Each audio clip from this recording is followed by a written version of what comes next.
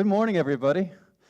It's an incredible honor to be here and to be addressing the Sustainable Brands Conference in Bangkok. And it's also an honor and a privilege to be launching a new book here, which I'm going to be telling you about, that I hope will be supportive to you in activating your purpose and what I hope and believe to be the whole world's purpose now, and that is the road to sustainable development through business, through government, through individual action. I only have 15 minutes to change a little bit the way you think about change.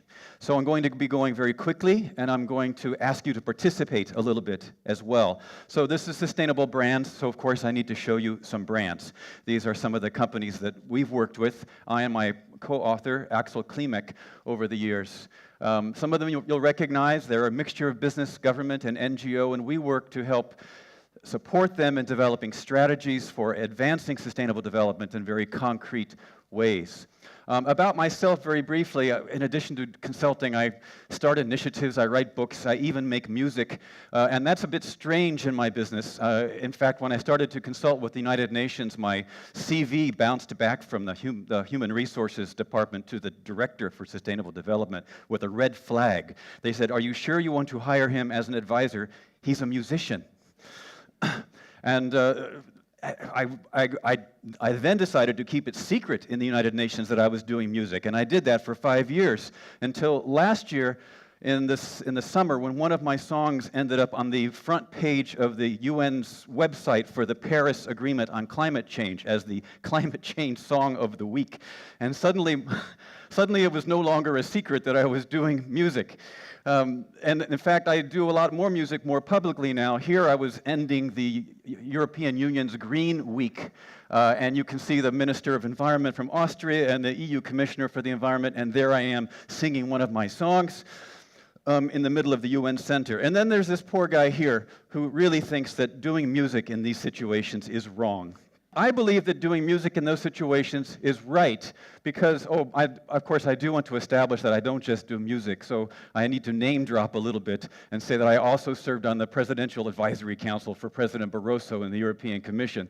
And in that context, I also kept it secret that I was doing music until I found out that at least 2 of my colleagues believed that music was important from a scientific perspective to advancing happiness and sustainability. So that's enough about me. What I'm here to talk to you about is to give you the context for sustainability. Why are we even thinking about sustainability? And that's because we live in a time of tremendous change. Change that is happening so fast, we don't even really understand how fast it's happening. This is the last 250 years of human history in a set of graphs. And you can see that all of them are shooting up. We live in a time when every day we wake up and look outside and see a different world than the one we lived in. I remember the first time I came to Bangkok. I don't even recognize the city when I look back into my memory, what it looked like then. I could only remember one hotel. I know there were more, but now there seem to be a lot more hotels. This incredible pace of change that we're living with means that we are changing the planet that we live on. We humans are now being identified by science as one of the most powerful forces for change on the planet. We affect the climate. We affect the atmospheric composition that affects the climate. We affect the oceans. We're leaving behind traces of ourselves that future scientists, if they exist in a few million years, could find in the fossil record. So suppose we decide that we are tired of planet Earth, and we get in our rocket ships with Elon Musk, who's deciding that we should all colonize Mars. We leave the planet, and a few million years from now, some other animal becomes very aware. They would find traces of us in the geological record. This is how big we've become. I'm arriving here now from Iceland, most recently. I live in Stockholm. And there I was hearing from the scientists and the business leaders about the changing Arctic, which you maybe don't think would affect you here in Bangkok, but it does. Systems thinking tells us through things called teleconnections that what happens in the Arctic affects the jet stream, affects the weather, affects not just the physical planet, but the economic situation in which we're all living as well. We live in a time of tremendous change. And that means that we also must be agents of change. to catch up, to keep ahead of what's happening to our planet. Which is why when the Sustainable Development Goals came, as the first time in history that the entire planet realized that we should have a common vision for where we should be going. I was so happy, I literally was dancing around my kitchen at the time that and I wrote a little song about it, but don't worry, I'm not going to sing it for you now. And as a result of that, I began to realize that we needed to accelerate our own work with sustainability. I live by this graph. It's called the hope graph. If you look for the last 150 years, say, here's our life now at the beginning of the 21st century. And over the last period of time, there have been a lot of things, we could just call them bad stuff. Pollution, carbon dioxide emissions, overconsumption, the gap between the rich and the poor, the refugees that we are experiencing now in Europe. Bad stuff has been growing, and the bad stuff will eventually have to stop. At the same time, however, the good news is that the good stuff is growing. Conferences like this are growing. Awareness is growing. Renewable energy is growing. Technological solutions, the sufficiency economy, all these new ideas are growing just as fast, but they're a little behind. So my interest is in advancing that point, which we might call the point of transformation. That moment when the bad stuff starts to go away and the good stuff takes over. That's why you're here. That's why I'm here. That's why we wrote this book, my friend Atkisson and I, and this is a little marketing here. Paul Pullman from Unilever and Michael Kabori from Levi's and a few other friends who said nice things about the book. But I want to spend time with Paul Pullman for a second. How many people here have been paying attention to what Unilever has been doing as a company? A few of you have. I had the honor of being the moderator when Paul received the Gothenburg Prize, which is something like the Nobel Prize for Sustainability in Sweden. Paul did an amazing thing when he became the CEO. The first thing he did at Unilever was say, we will no longer report on a quarterly basis. We'll report annually. And that meant that the markets got a little nervous. What do you mean by that? And 10% of the shareholders sold their shares. And Paul said, that's fine. We're going to go through a transformation. We need long-term investors. And he developed this thing called the Sustainable Living Plan, the idea that they could double the business, but cut the environmental impact in half while tremendously advancing the social good that their company was trying to do. Now, I won't go into the details. I will invite you to go out and read their reports. Look at the data. You'll discover that they're actually achieving that goal. And Unilever's been identified even by magazines like The Economist as a transformative force for change.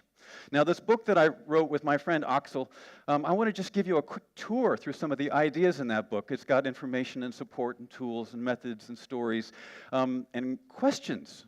The book has questions. It asks you questions. And I'm going to show you a couple of these. The first question is, if you're going to engage in activating purpose and moving your company towards sustainability, you need to begin to think about your own relationship to change. What do you believe about change? You've got yourself, you've got that change you want to do, the mountain you want to climb, and you've got to think about how you relate to it. I'll give you an example. So we can do this together, actually. Is everybody awake and aware? So we're going to just relax your arms a little bit. Yeah, relax your arms. We're going to do a little exercise. I want you to just please cross your arms. Good. Everybody did that successfully? Fantastic. Look down and notice which arm is on top.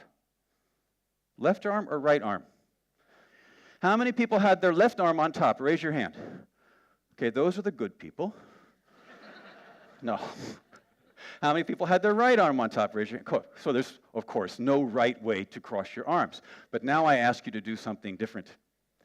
When I say 1, 2, 3, go, please cross your arms the other way with the other arm on top. Ready? 1, 2, 3, go. That took a little longer. How do you feel? Is it a little awkward? A little uncomfortable? Yes, because change is uncomfortable. There you are. You're the champion for change in your company. You're trying to activate the purpose of the company. You're trying to make sustainability happen, and you're asking people to cross their arms the other way. And how do they feel? A little awkward. But if you practice, you get better. Let's try it again. Ready? 1, 2, 3. Could you do it? Yeah, one more time. 1, 2, 3. Suddenly, it's the normal way to cross your arms. Suddenly, you know how to do this. You can change, break, establish a new habit, but it takes time. It's uncomfortable. And that's why we need to spend time understanding our relationship to change, and more importantly, helping our coworkers, the people we work with, understand their relationship to change. Now, in the book, we provide you with a lot of tools and methods and strategies. For example, our VISIS method, vision, establishing a vision, looking at the indicators, doing a systems analysis. Then, after you do the systems analysis, starting to make change, after you understand the complexity of it. And then strategizing for action. But that's just one method. The first thing we say in the book is there's no one right method. You find the method that works for you to get to sustainability. And find your roadmap, but be ready to go off-road.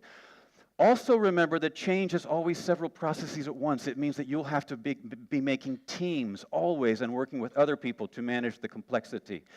Be always open to the idea that there are other ways to make change than the one that you're working with. And in fact, very often you'll have to change the way you make change, or mix it with other kinds of making change. Here are just a few of the ways there might be. You might have a good plan, but you might also need to have a strong participatory process.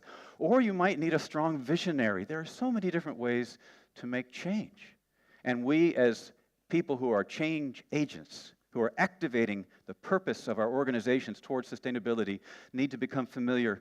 Another way to get better at this is to think about the innovation landscape that you live in. We call it the amoeba. You know, the organization's always moving this way and that way. New ideas. Oh, there's an interesting new idea. Sustainability.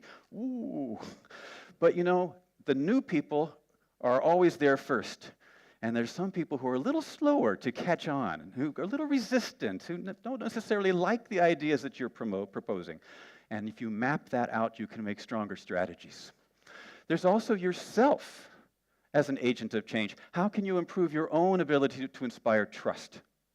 To be an authority in what you're talking about? To have the presence to truly listen to people and understand what's going on in their work and their lives? And then make an impact with a strong strategy or idea or program. That's called the API model. You can coach people. If you're going to change and activate purpose, you're going to need to make sure that all of your coworkers are operating at their best, because change is difficult and transformation towards sustainability is especially difficult. You need to definitely improve your systems thinking. Here, for example, is a little story. The World Health Organization in the 1950s decided to get rid of malaria on Borneo.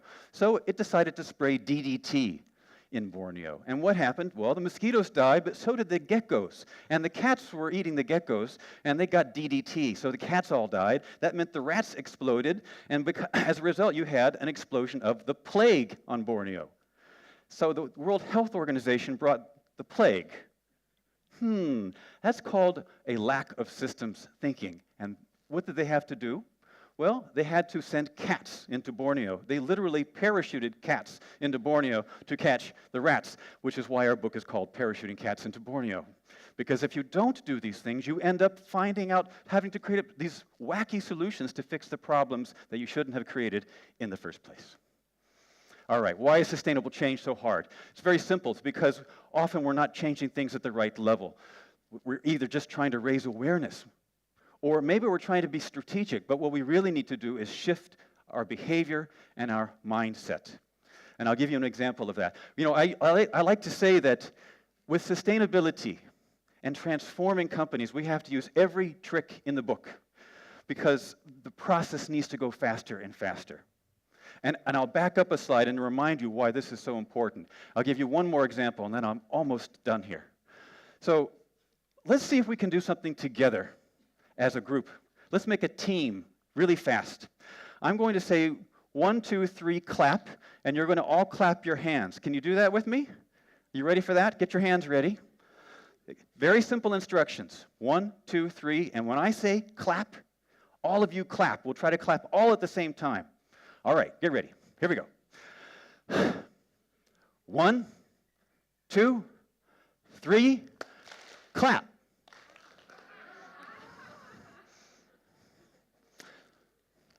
Because you see, actions speak louder than words. Shifting our behavior is more important than shifting our language.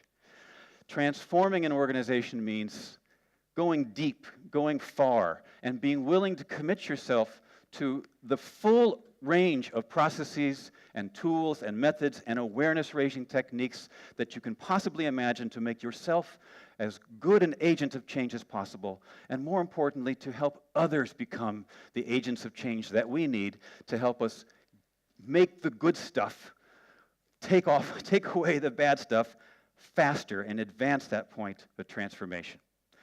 Thank you so much for listening to me this morning, and I wish you great success in your own efforts to transform your businesses, your organizations, your countries, because we absolutely need to make the sustainability transformation happen as fast as possible. Thank you very much.